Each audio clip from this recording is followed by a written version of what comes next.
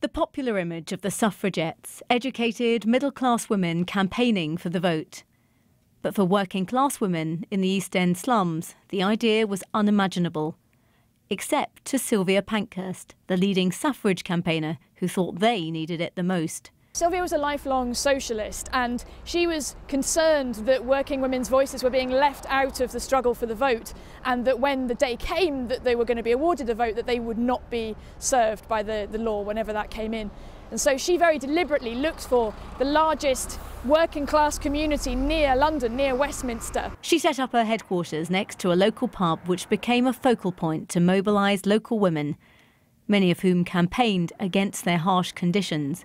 That's where we met two of the descendants of Jane Savoy, one of the activists at the time. Only thing really that my grandmother told us was, oh, Aunt Ginny was a suffragette and used to chain herself to the railings. But she was one of 6 women chosen to see the Prime Minister Herbert Asquith to make their case for the vote.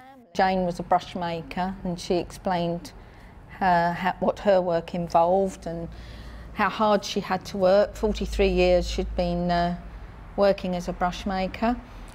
And it was from that deputation that Herbert Asquith had some sympathy with them. He was not a supporter of women's rights, and when they went to meet with him, he closed the meeting by saying, well, if the change must come, we must be bold and face it. And that was interpreted at the time in the press as a sign that Votes for Women was on the way. And they since kept the pressure on with their militant tactics.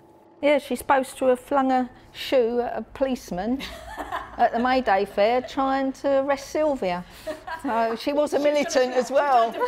All our family, the women in the family, have always been very strong, forthright women. And I can only assume that she stood up for what she believed in.